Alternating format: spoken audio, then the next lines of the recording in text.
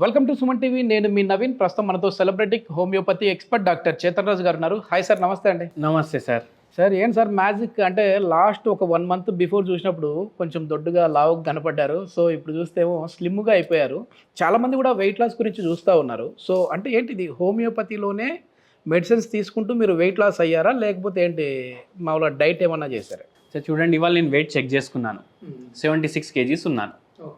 1 month back 81.5 kgs ఉండే నేను.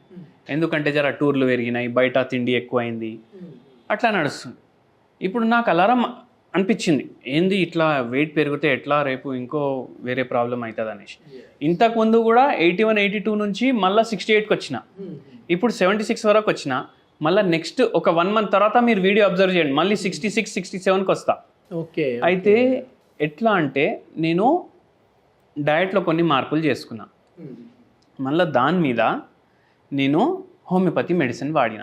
Okay okay. ఇప్పుడు అందరు ఏమంటారు, వెయిట్ ఎందుకు తగ్గుతారు అందరికి ఒక ఆశ ఉంటుంది కదా, నేను వెయిట్ తగ్గాలి అనేసి. ఎందుకు ఉంటుందంటే మనం ఏదో దావత్కి పోతాం, ఏదో ఫంక్షన్కి పోతాం, అరే ఏంది పోయి ఇంత లావు అయిపోయినావు అనేసి అంటారు కదా, పైగా డాక్టర్గా ఉండి.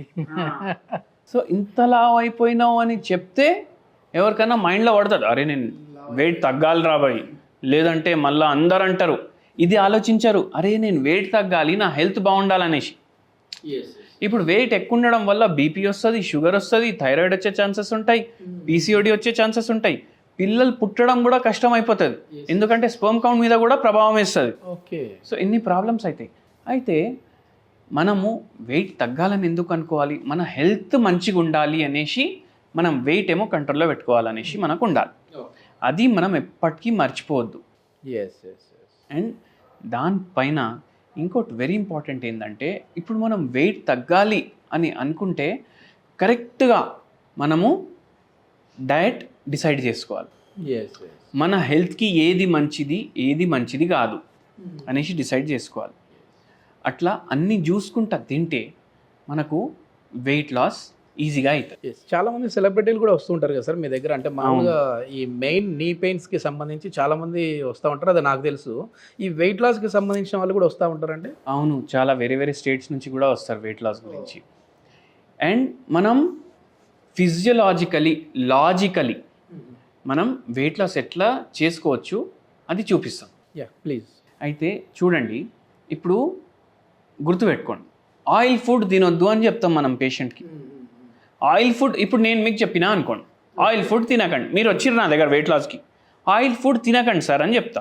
మీరేమనుకుంటారు, అరే సార్ ఏమంటుండు, బజ్జీలు తినొద్దు, పునుగులు తినొద్దు, మైసూరు బొండాలు తినొద్దు, వడాలు తినొద్దు, ఇవన్నీ ఫ్రైడ్ ఫుడ్లు కదా. కానీ పేషెంట్లకు ఇట్లా జస్ట్ మనం చెప్తే ఏమర్థం కాదంటే, మీరు రసం చేసుకునేటప్పుడు కూడా దాంట్లో నూనె పోసిర్రు అనుకోండి ఎక్కువ, అది ఆయిల్ ఫుడే. ఓకే.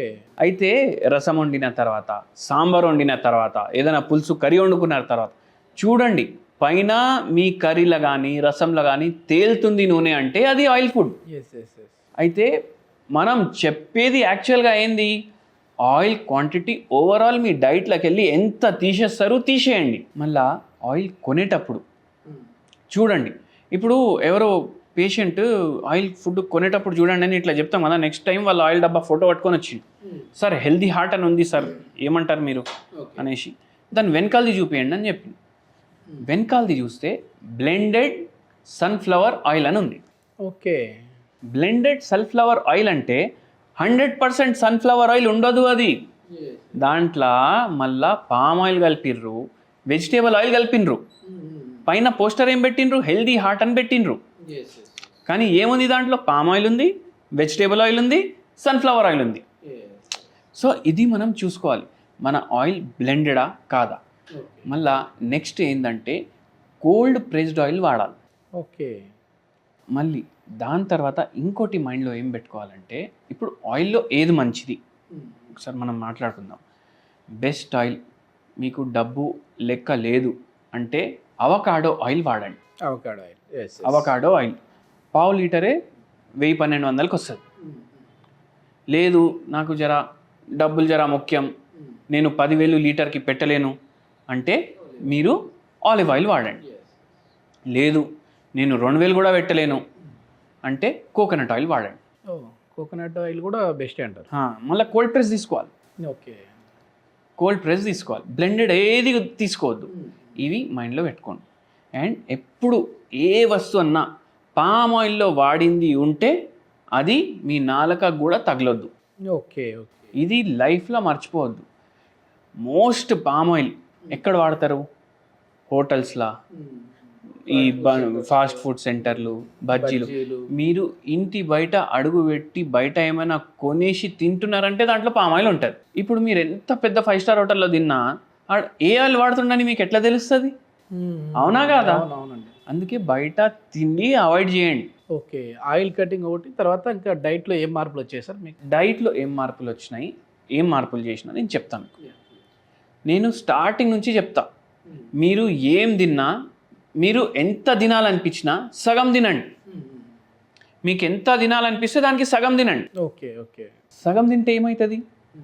3 పూటలు తింటారు. 3 పూటల్లో మొత్తం రోజు తిండి ఒక కాడ ఉంది అని అనుకోండి, ఇంత ఉంటుంది కదా, దీన్ని సగం చేయండి. అంటే ఇంతే తినాలి మీరు 3 పూటలు కలిపేసి. అది ఒకటి చేస్తాం. కానీ ఇప్పుడు పేషెంట్లకు కూడా ఇదే చెప్తాం మనం. పేషెంట్లు ఎట్లా చేస్తారు అంటే 4 ఇడ్లీలు తినాలనిపిస్తుంది మనకు, కానీ 2 తింటాం.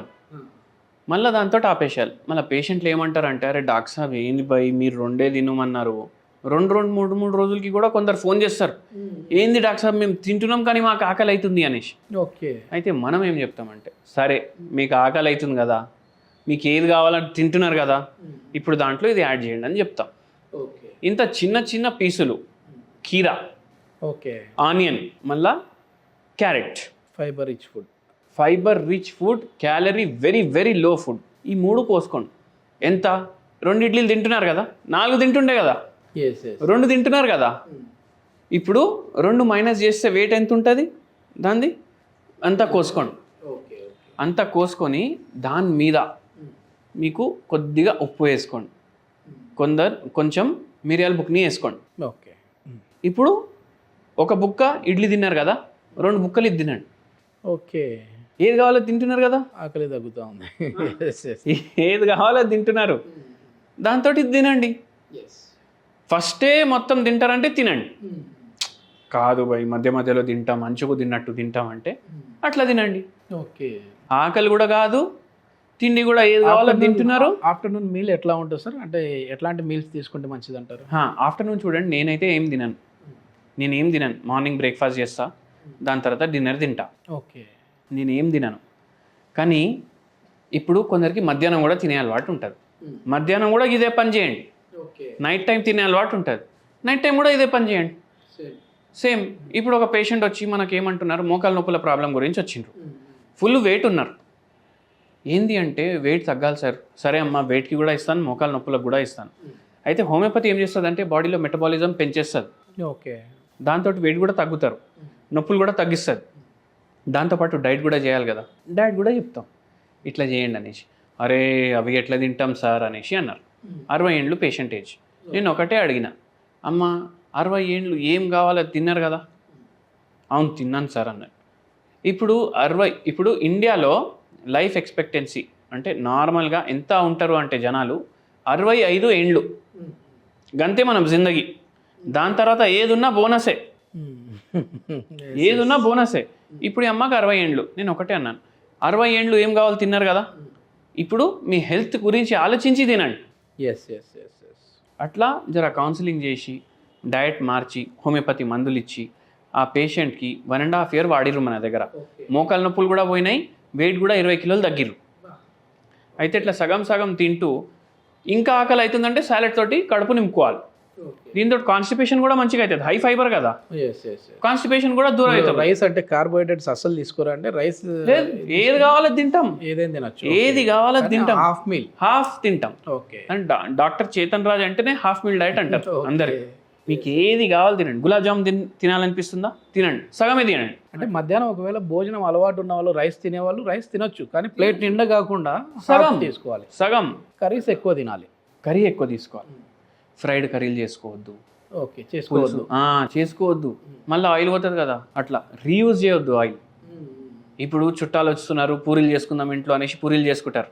ఇంత ఆయిల్ నింపుతాం దాంట్లో, మళ్ళీ ఆయిల్ మళ్ళీ బాటిల్లో నింపుకొని పెట్టుకొని మళ్ళీ నెక్స్ట్ డే వాడతాం. అట్లా వాడకండి. హెల్త్ కన్నా ముఖ్యం ఏది కాదు, డ్రైనేజ్లో పడేసేయండి ఆ ఆయిల్. మెయిన్ కార్సినోజన్స్ యాడ్ అవుతాయి కదా సార్ అట్లా రీయూజ్డ్ దాంట్లో. కార్సినోజన్స్ యాడ్ అవుతాయి, రీహీట్. ఎంత ఇప్పుడు చూడండి, బిర్యానీ ఇంత టేస్టీ ఉంటుంది కదా, కానీ బిర్యానీలో కూడా కార్సినోజన్స్ కూడా ఉంటాయి, దానివల్ల వెయిట్ కూడా పుట్ ఆన్ అవుతాం. Okay okay. Over cooked food ఏది ఉన్నా దాంతో వెయిట్ పెరుగుతుంది. నైట్ టైం ఏంటి sir? Night time normal dinner, rice తింటా నేను నైట్. మధ్యాహ్నం ఏమో ఏం తినను, రైస్ ఏమో నైట్ తింటాను. ఓకే, ఇది మొత్తానికి మీ సీక్రెట్ ఇదే అనమాట. అంటే మొత్తం అన్ని తిందా ఉన్నారు మంచిగా, కానీ హాఫ్ మీల్ తిందా ఉన్నారు. అవును. Okay okay, thank you sir, thank you.